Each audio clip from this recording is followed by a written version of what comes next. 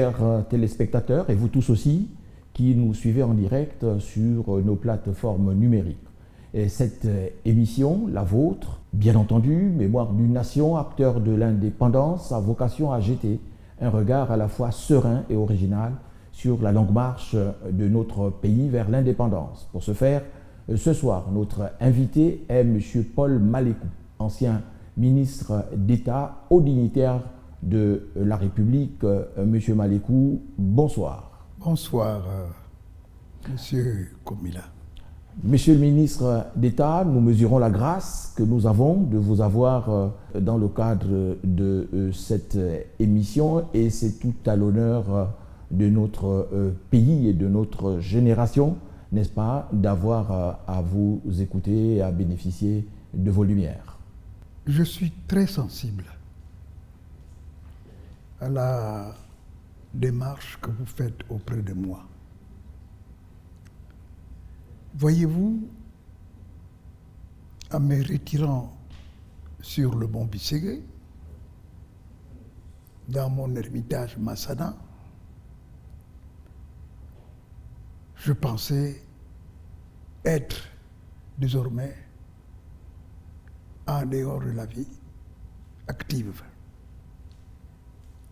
Parce que, à mon âge, et après les services que j'ai rendus à l'État gabonais et à l'Afrique,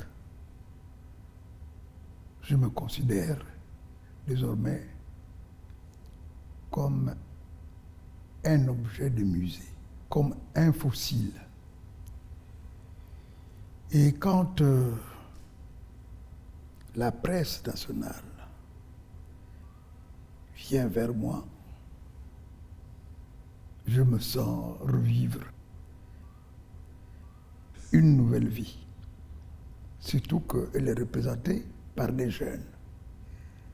Et c'est votre jeunesse communicative qui me permet de me livrer à vous et d'être à votre disposition. Monsieur le ministre d'État, lorsque l'on parcourt votre long vécu d'homme politique, on découvre que vous êtes en effet un homme d'État. Vous avez connu tous les présidents de la République qui se sont succédés à la tête de l'État. Vous avez été un collaborateur du président Léon Barre, dont vous avez été très tôt ministre du Travail. Vous avez également été, entre autres, un collaborateur du président Omar Bongo. Vous avez été plusieurs fois ministre dans les gouvernements successifs, dont ministre d'État. Et puis, aujourd'hui, vous êtes témoin oculaire, n'est-ce pas, de l'entrée de notre pays dans la Ve République, qui est aujourd'hui portée par Brice Lothaire Oligui Nguema. Monsieur le ministre d'État, quel est le secret d'une telle longévité? Sauf... Et puis, si vous me permettez, Monsieur le ministre d'État, j'ai évoqué brièvement, comme ça, votre carrière politique qui est longue comme un chapelet. Est-ce que vous-même, vous avez des fonctions majeures que vous avez occupées au sein de l'appareil d'État que vous souhaitez, n'est-ce pas, porter à la connaissance de notre jeunesse, qui aujourd'hui est en mal de repère, et même en mal de modèle? Sauf tout mon début, ma vie politique, ma vie publique a été marquée surtout sur la précocité des fonctions que j'ai eu à assumer au service de l'État gabonais. J'ai été nommé ministre à 25 ans et demi. Je suis rentré au gouvernement de Léon Barre après le coup d'État de février 1964, le 24 avril 1964, que les mathématiciens calculent entre novembre 1938 et avril 1964. Vous êtes de la presse, fouillez dans les archives du quotidien Le Monde des 25 et 26 avril 1964. Vous trouverez cette mention dans ce journal. Donc je n'invente rien. Ma vie a été marquée sur la précocité des fonctions que nos dirigeants ont bien voulu me confier pour le donc service de la nation gabonaise. Vous êtes précisément entré au gouvernement en tant que ministre du Travail. En tant que ministre du Travail et des Affaires sociales. Cela correspondait et à ma formation et aussi à mon goût, parce que je suis surtout versé de par mon éducation pour servir l'intérêt général. Monsieur le ministre pour d'État, être au service des autres. Pour rappel, vous êtes entré au gouvernement et en effet en 1964, c'était au lendemain d'une grande grève des travailleurs à Port-Gentil où vous étiez inspecteur principal du travail et vous étiez parvenu, n'est-ce pas, à décanter la situation là-bas dans ce conflit qui opposait les ouvriers à leurs responsables. Oui, je vous réponds par l'affirmative. Au lendemain du coup d'État de février 1964, avouons que le pouvoir était pratiquement par terre. L'histoire retient que le peuple gabonais n'a pas suivi les militaires qui ont fait le coup d'État. Mais c'est par retardement que le peuple gabonais, notamment le monde du travail,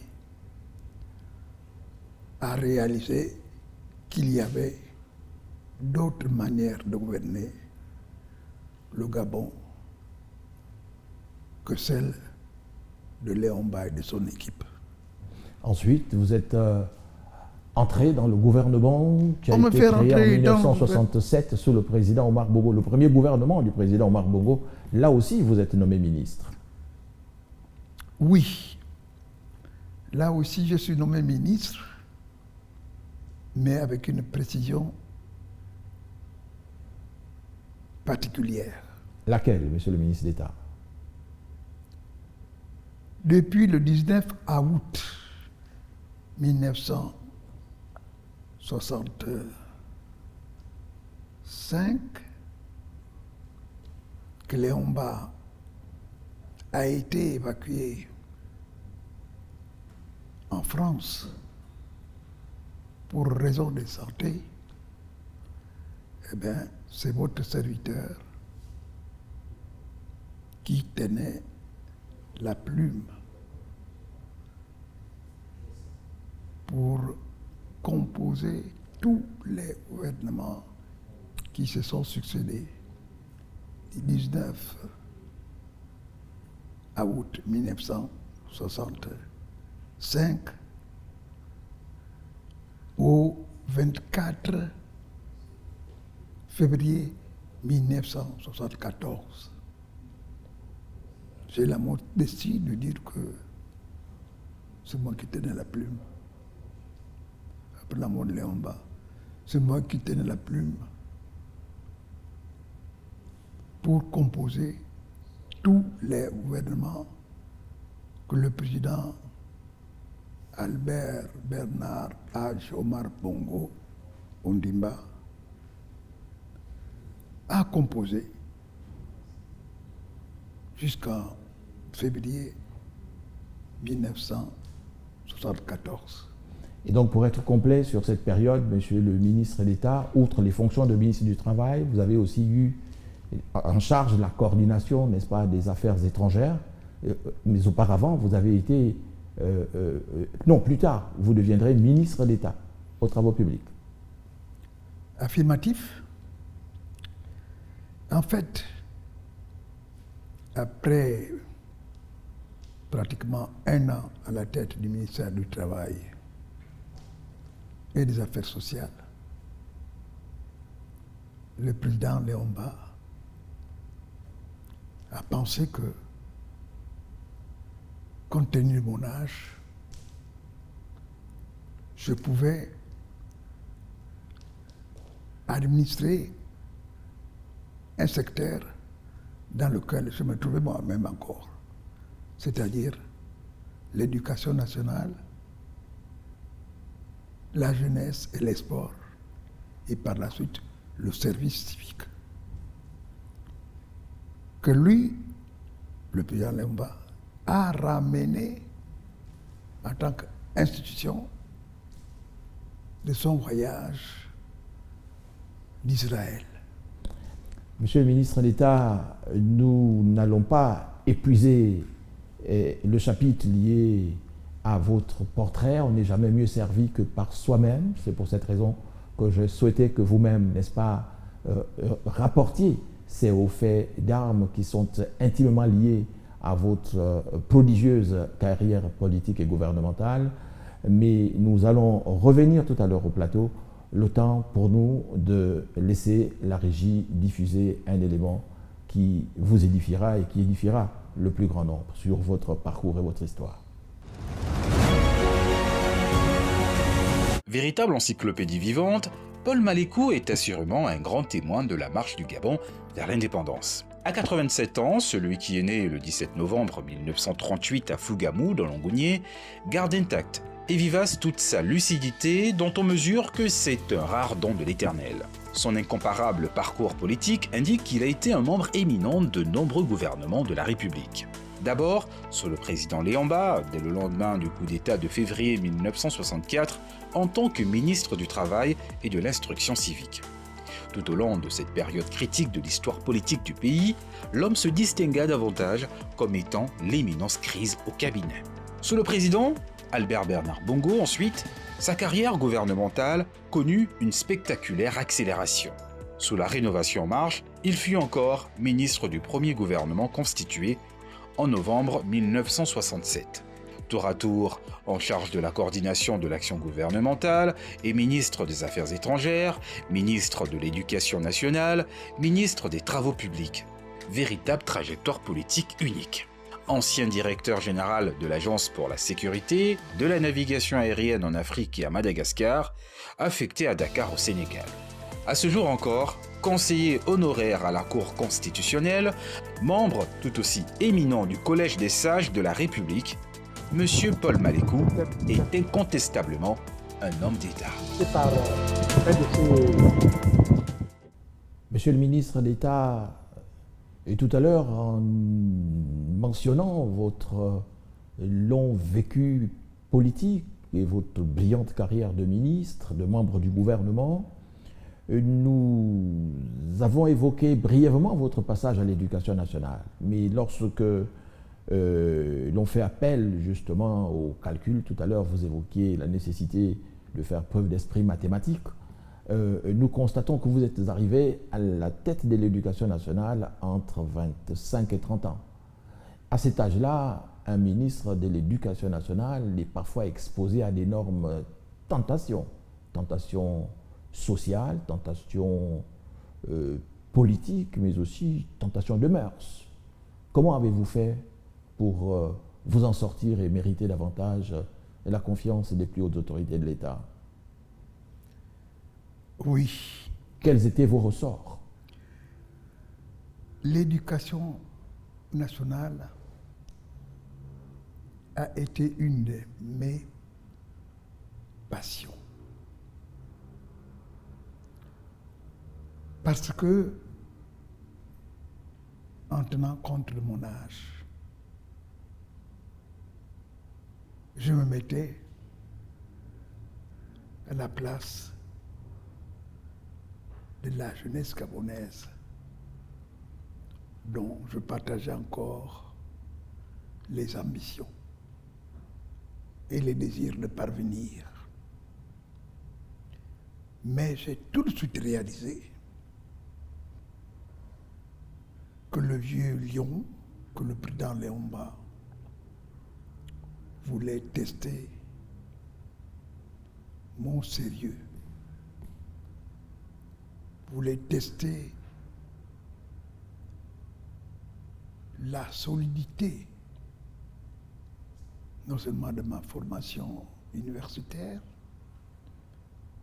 mais surtout de mon éducation traditionnelle et des principes que cette éducation m'a imposés. C'est à l'éducation nationale, à la jeunesse et au sport et au service civique que j'ai battu mon premier record. Puisque, en tant que ministre de l'Éducation nationale, j'étais le président de la Commission nationale des bourses et des stages.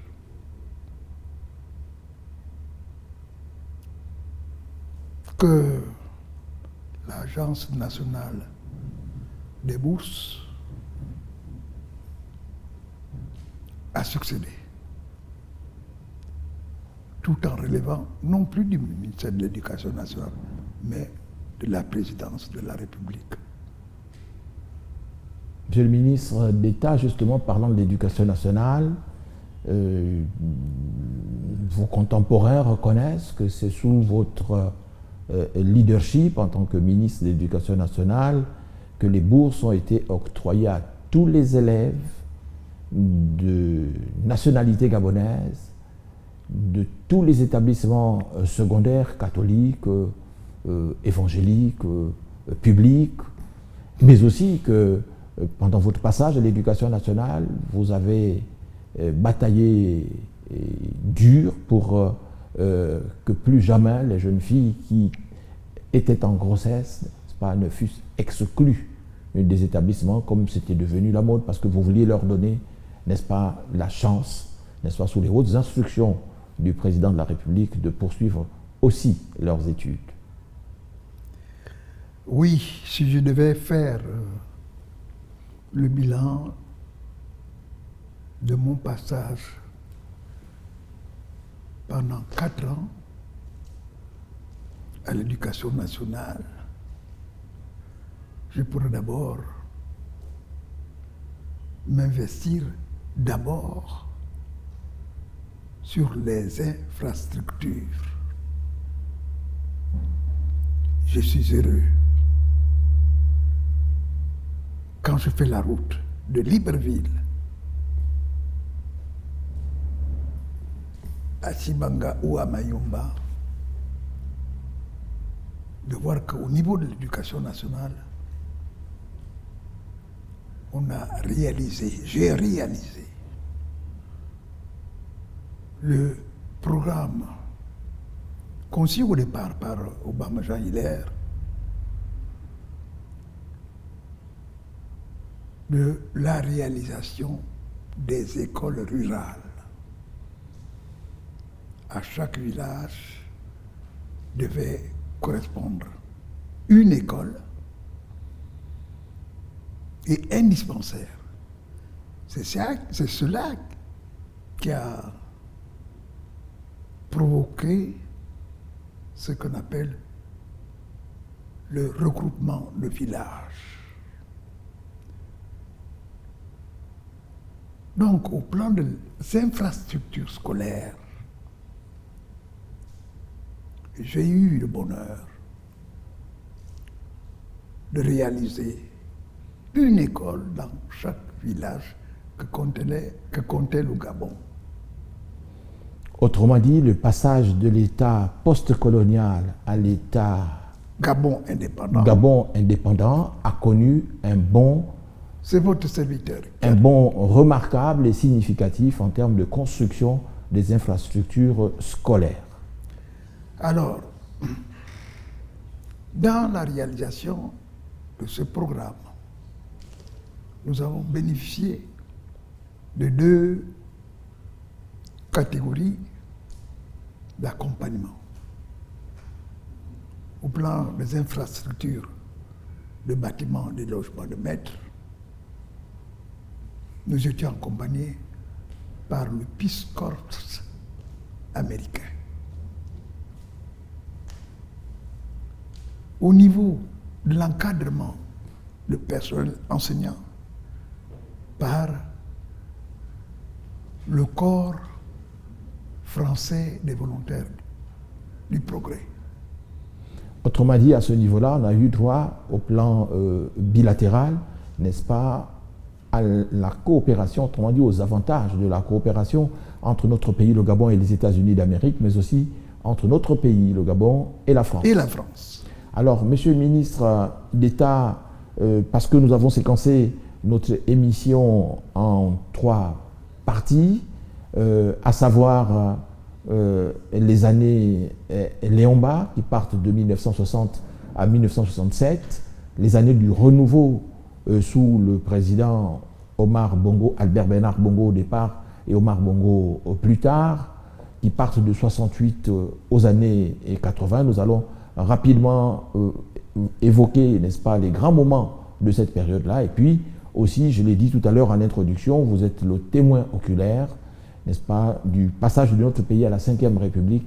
Là aussi, je voudrais que nous apprécions les premiers pas, n'est-ce pas, de la Ve République en partant de la transition, sachant que vous avez été témoin du coup d'État de 64, mais également témoin du coup de libération du 30 août 2023.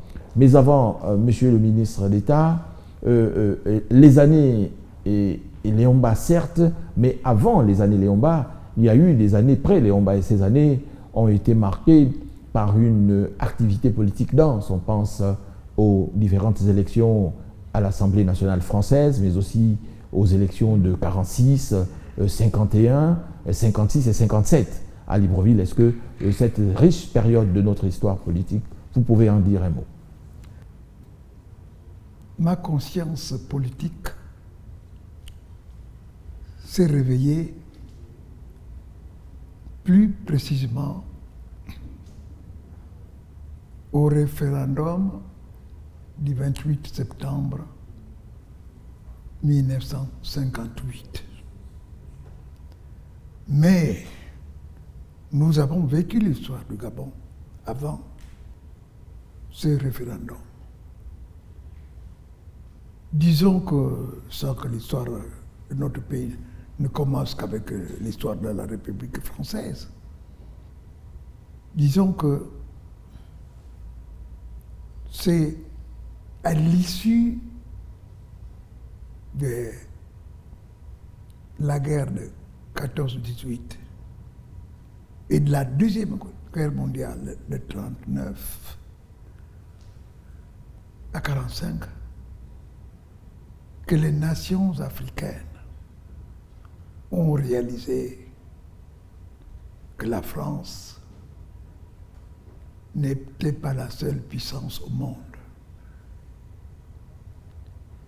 C'est à l'issue de cela que nos papas, nos grands-pères, qui ont fait les 2 guerres mondiales, ont commencé à écarquiller les yeux de leurs enfants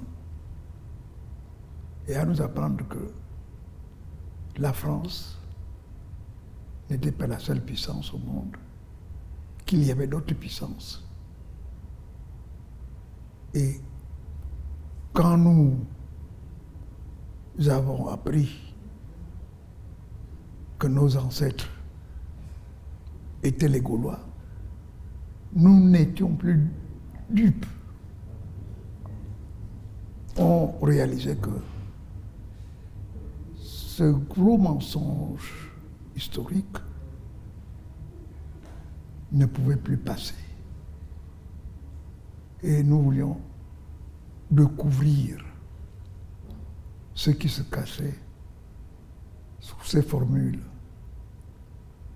enseignées à bras raccourcis par nos instituteurs français. Finalement, nous avons découvert que le roi était nu et qu'il était possible d'exister en dehors du pouvoir colonial. Et c'était tout que nos papas, nos pères,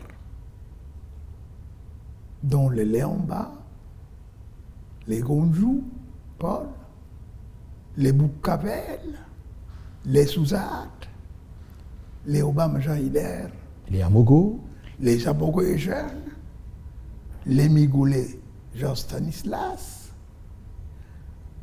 les Bakissi, les frères Issembe aussi, les frères Issembe, les Luc Ivanga, les Biangué, les Biangué, oui, Alexandre, les Azomo, Alexandre, Lemba, Jean-Félix, Moyenogoué. C'est à ce moment-là qu'on a appris que, finalement, même nos papas, même nos oncles, ont pris conscience qu'il faut changer la donne de nos pays. toutes ces personnalités auxquelles vous rendez finalement un hommage solennel en cette période de festivité des 66 ans d'indépendance ont été actives, n'est-ce pas, dans la vie politique qui a précédé l'entrée du Gabon, n'est-ce pas, à la souveraineté internationale. Oui, j'aurais pu citer les 8 plénipotentiaires gabonais qui ont négocié avec Michel Debré, Premier ministre français, les accords de transfert de compétences, les accords qui ont préparé l'accession de nos pays à la souveraineté internationale. Mais avant ça, notamment après la guerre de 39-45, parmi ceux que j'ai cités,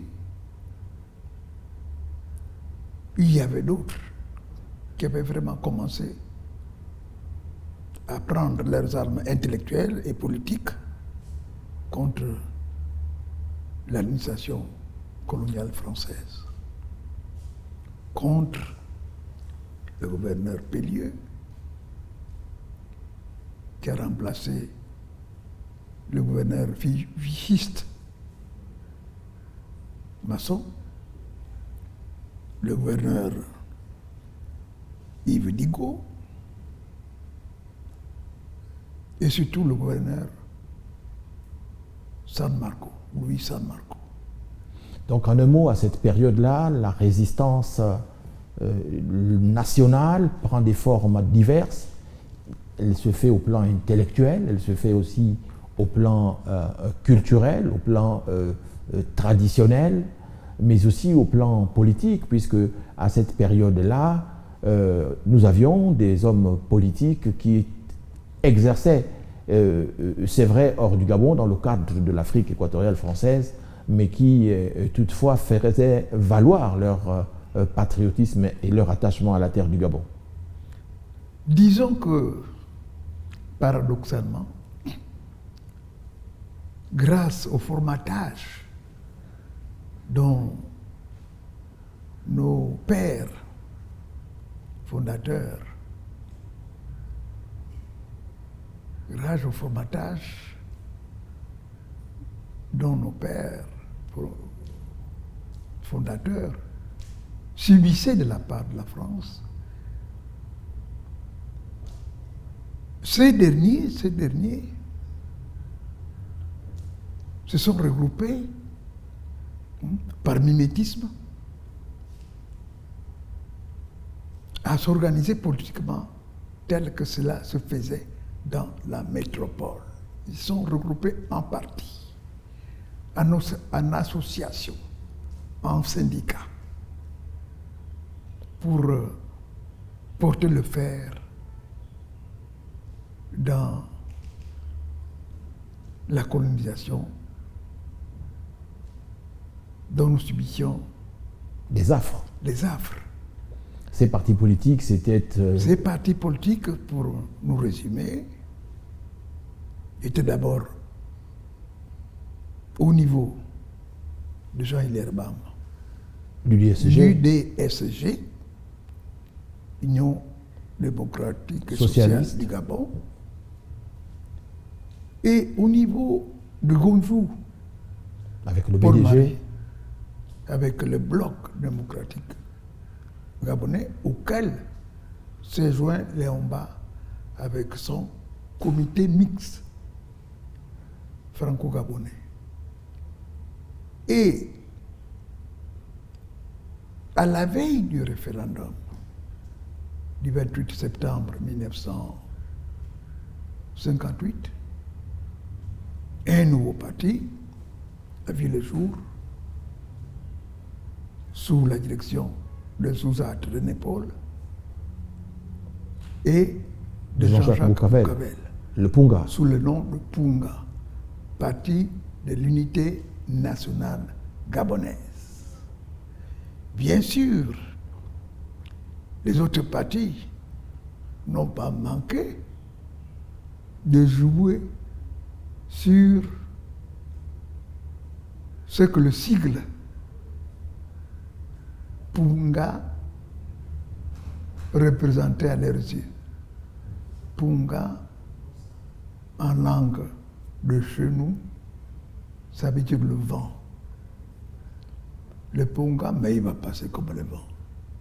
Il ne pourra pas résister comme l'UDSG, comme le bloc démocratique gabonais, comme le comité mixte franco-gabonais. Toujours est-il, Monsieur le ministre d'État, que tous ces partis politiques, avec leurs acteurs d'horizons divers, ont contribué à l'avènement, n'est-ce pas, du Gabon vers l'indépendance. Et pour parler d'indépendance, qui va être proclamée le 17 août 1960, il y a eu une originalité que rapporte l'histoire, c'est que la délégation qui est partie à Paris pour aller et conclure, n'est-ce pas, finalement, l'accord final, était composé à la fois d'hommes politiques autour du président Léomba, mais aussi de chefs traditionnels. Oui, c'est exact. Donc, en dehors d'hommes politiques qui étaient en place, soit comme conseiller territorial, la délégation gabonaise a compris en son sein, comme vous le dites, le chef de communauté. Je pense au prince Adandé, en ce qui concerne la communauté Ngoué-Miéné. Je pense au prince Birinda de Boudégui, en ce qui concerne les peuples du sud-ouest.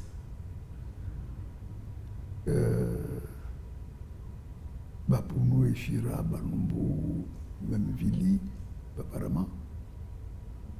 Je pense, ma foi, à Jean-Félix Mba, qui était pourtant du moyen de Ougoué, mais que l'on pensait comme étant le représentant de la communauté Fan.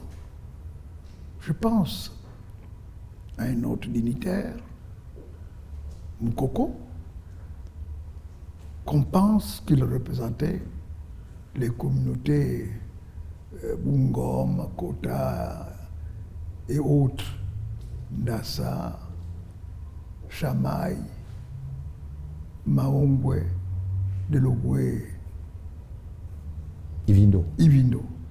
En somme, la bataille de l'indépendance a été une affaire de tout le monde. De tout le monde. À la fois des hommes politiques, mais aussi des chefs traditionnels. Et donc de nos différentes communautés. Exactement. Alors, Monsieur le ministre d'État, en cette période, la bataille finalement de l'indépendance cachait mal une autre bataille, n'est-ce pas, qui était la priorité de nos autorités politiques, qui était le président Léomba et tous les autres. La question de l'unité de notre nation a toujours été un combat permanent de tous les fils du Gabon, à savoir construire l'unité dans la diversité culturelle de notre pays. Aucune communauté nationale ne voulait tirer le pouvoir à elle toute seule. Même au départ, tous les hommes politiques gabonais pensaient que le problème de l'unité du Gabon ne se posait pas. En tout cas, était un faux problème. Parce que, curieusement, au contraire de ce que pensaient certaines personnes attirées par une espèce d'égocentrisme sur leur communauté, contrairement à tout cela, tous les leaders politiques de notre pays, à l'aube de l'indépendance, avaient considéré l'unité nationale gabonaise comme un acquis. Et quiconque posait ce problème posait un faux problème qui n'existait pas. Donc, Monsieur le ministre d'État, la question de l'unité était essentielle. C'est un défi qui a toujours été permanent à la fois pour les pères fondateurs de l'État moderne, mais aussi pour la classe politique gabonaise. Mais lorsque l'on parcourt l'histoire de notre pays, dont vous en êtes l'un des grands témoins, s'il en reste encore, marqué quand même ces années de gouvernance du président Léomba, de 60 à 67, par le coup d'État de 64, qui avait été précédé par une sorte de guérilla parlementaire au Parlement, où on a vu trois forces politiques à l'époque à l'œuvre, à savoir les élus BDG, ceux de l'UDSG, mais il y avait aussi une autre force qui était là, celle des indépendants, qui avaient finalement démissionné de façon collective pour aller rejoindre les élus du BDG et qui avaient finalement donné au président Léomba une réelle légitimité. Oui, dès le départ, je dois dire que les Français nous ayant posé ce faux problème d'unité nationale, alors qu'il ne se posait pas au niveau des communautés nationales. Les Français ont voulu justement, à travers ce faux problème d'unité nationale, ont voulu justement donner à quelques leaders politiques des armes pour qu'on impose comme fondement au départ le problème de l'unité nationale. Moi, j'avoue, de par les fréquentations que j'ai faites, même quand nous étions encore au lycée, des leaders politiques de cette époque, que ce soit du côté d'Obama, du côté de Léomba, du côté de Boukavel et de Souzat, très sincèrement, ce problème d'unité nationale ne s'était jamais posé. On était conscient que, en fait, cette unité nationale était fragile du fait de la diversité de la communauté nationale. Mais on surveillait notre unité nationale théorique comme on surveille une marmite dans laquelle bout le lait. En tout cas, on vouait aux gémonies tous les leaders politiques qui osaient enfreindre à l'unité du Gabon, même si cela ne devait être réalisé qu'au travers les frontières artificielles que nous avait laissées la colonisation. Si le défi de l'unité, Monsieur le ministre d'État, a été relevé par l'ensemble de la classe politique gabonaise de cette époque-là, il y a eu que la bataille du développement préoccupait davantage l'ensemble des acteurs politiques. Et donc, le leitmotiv Gabon d'abord, sachant que le Gabon, cendrillon de l'Afrique équatoriale française, disait le président Léon-Mba, avait contribué à développer le Congo voisin, devait désormais prendre en main son développement. Le leitmotiv Gabon d'abord voulait donc tout dire. Quel contenu vous-même aujourd'hui donnez à ce leitmotiv et comment à l'époque le perceviez-vous, sachant qu'à cette époque-là, vous étiez étudiant en France et l'un de ces agitateurs que le président Omar Bongo appelait les étudiants agitateurs. Le cri de ralliement de Léon-Mba, Gabon d'abord, était lancé surtout contre la doctrine que nous, les étudiants, au sein de la FEANF, au sein de la GEG, FEANF, Fédération d'étudiants noirs d'Afrique francophone. Oui, la FEANF, c'est la Fédération des étudiants d'Afrique noire en France. Et la GEG, c'est l'Association générale des étudiants du Gabon. Nous voulions l'indépendance, non pas au sein du territoire minuscule qui formait les grandes fédérations de l'AOF et de l'AF. Nous voulions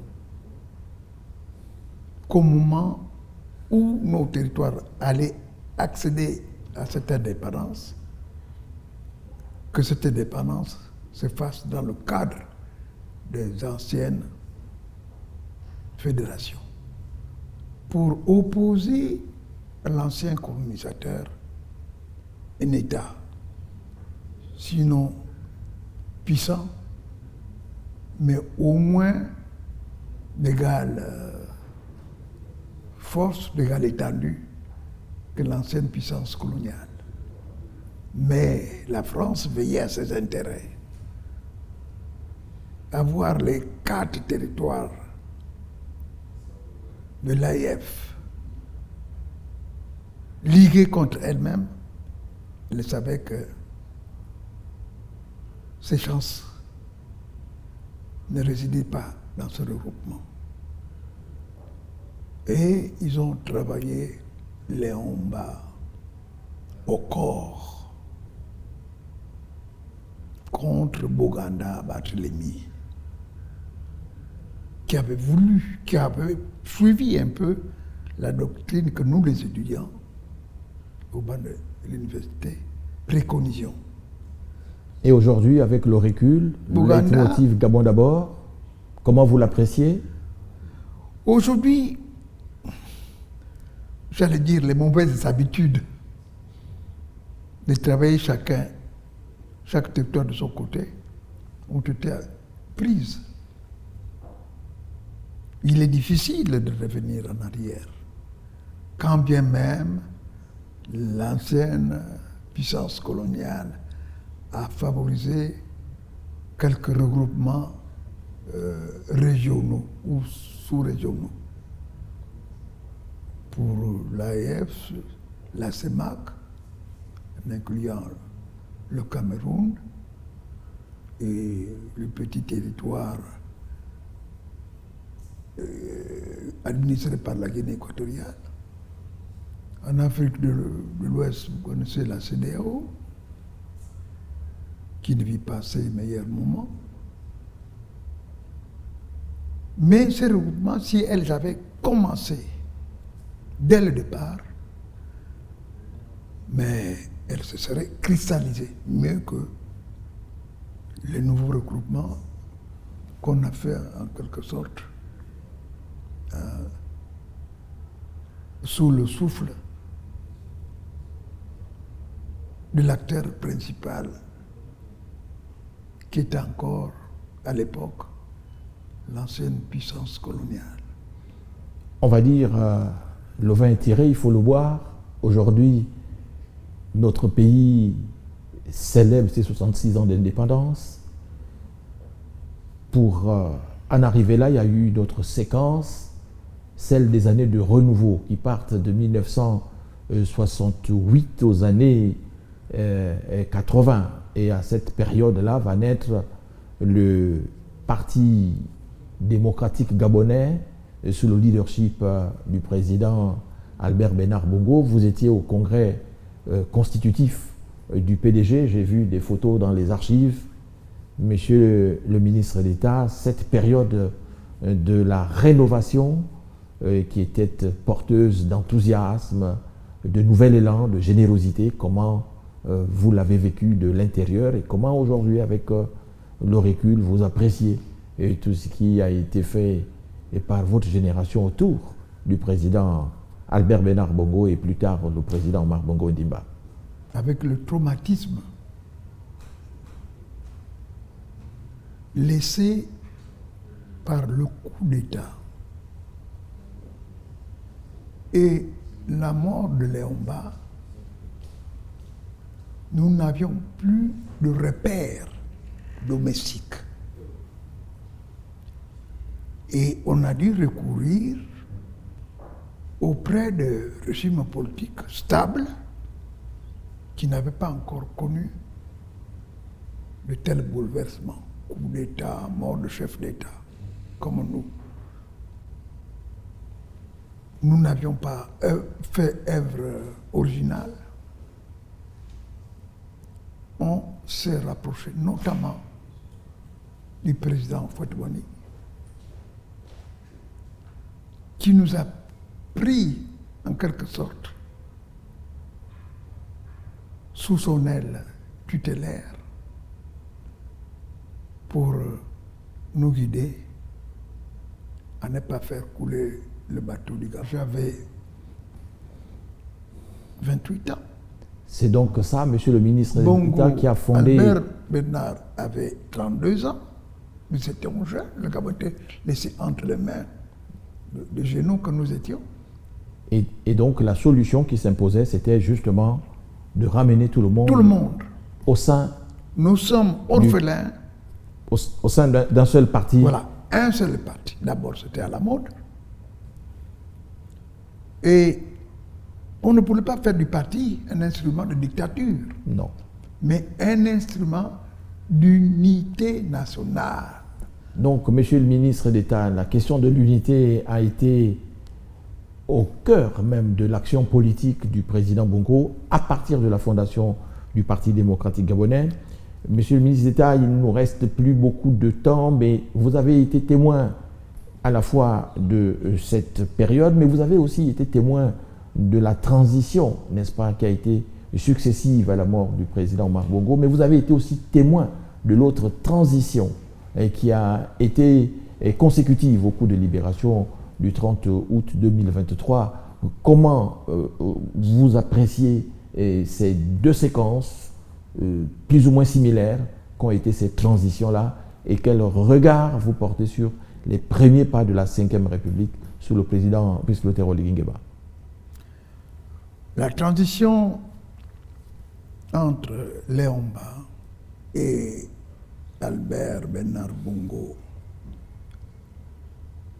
a été prévue anticipé parce que constitutionnalisé, Ok. normé. Mais l'autre transition de 2009 aussi, comment vous l'avez vécue? 2009, nous l'avons vécu avec beaucoup de panique. 2009 avec beaucoup de panique, Avec beaucoup de panique. Avec Toujours est-il- beaucoup de crainte beaucoup de crainte. que l'histoire a d'ailleurs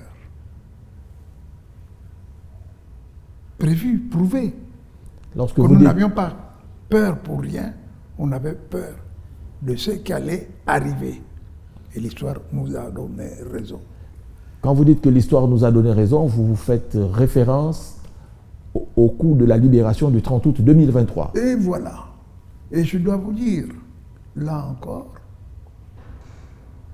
sauf toute modestie due, l'appel vers la transition du 30 août 2023, 2023, elle est partie d'ici, du Mont Bisségué, de la part de deux structures associatives. Le Conseil des notables, des cadres et dignitaires du Gabon, formé essentiellement dans ces étudiants, et le collectif des sages des du sages Gabon. du Gabon. Cet appel est parti d'ici. Nous ne savions pas comment cette transition allait arriver, mais elle est arrivée. Elle Nous est l'avions arrivée- prévu, nous l'avons souhaité, nous l'avons prévu, et elle est arrivée. Et donc elle est arrivée grâce au comité pour la transition et la restauration des institutions, à la tête duquel se trouvait le général de brigade Brice Clotaire Oligui Nguema. Monsieur le ministre d'État, là aussi vous avez été témoin de l'élection présidentielle qui a suivi cette transition et donc de l'accession du président Brice Clotaire Oligui Nguema à la magistrature suprême. Quel regard vous portez sur les premiers pas de la Ve République et quelle perspective heureuse entrevoyez-vous pour le pays à partir même de la Ve République naissante? La transition ne s'est pas faite dans le désordre. Les promoteurs de cette transition ont initié ce qu'ils appellent la collecte Des attentes des Gabonais. des attentes des Gabonais. Cette collecte des attentes des Gabonais a été soumise à un dialogue national inclusif. Et les promoteurs de cette Transition. transition n'ont pas été ingrats à l'endroit du Conseil des notables et dignitaires de la nation et à l'endroit du Peuple gabonais. collectif des sages du Gabon. Puisque nous avons été associés Au dialogue national inclusif. au dialogue national inclusif. Et beaucoup de nos propositions ont été prises en compte dans les textes qui ont suivi, Donc, aussi bien dans la Constitution que dans la loi électorale. donc on peut dire, Monsieur le ministre d'État, à partir du moment où vos propositions ont été retenues, à partir du moment où vous notez que les promoteurs de la transition n'ont pas été ingrats à l'endroit des sages, mais aussi à l'endroit des populations gabonaises, que le processus transitionnel ayant mené à la Ve République a été une réussite. Moi, je crois que ça a été une réussite. Je crois que jusqu'à présent, les Gabonais attendent beaucoup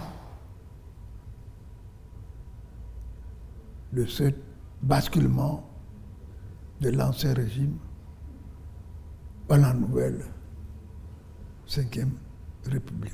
Monsieur le ministre d'État, merci de nous avoir reçus pour ce numéro de Mémoire d'une nation, acteur de l'indépendance. Chers téléspectateurs, nous sommes arrivés au terme de notre émission. Merci de nous avoir suivis. Merci aussi aux équipes techniques qui ont permis la réalisation de ce numéro. À très bientôt pour une prochaine émission.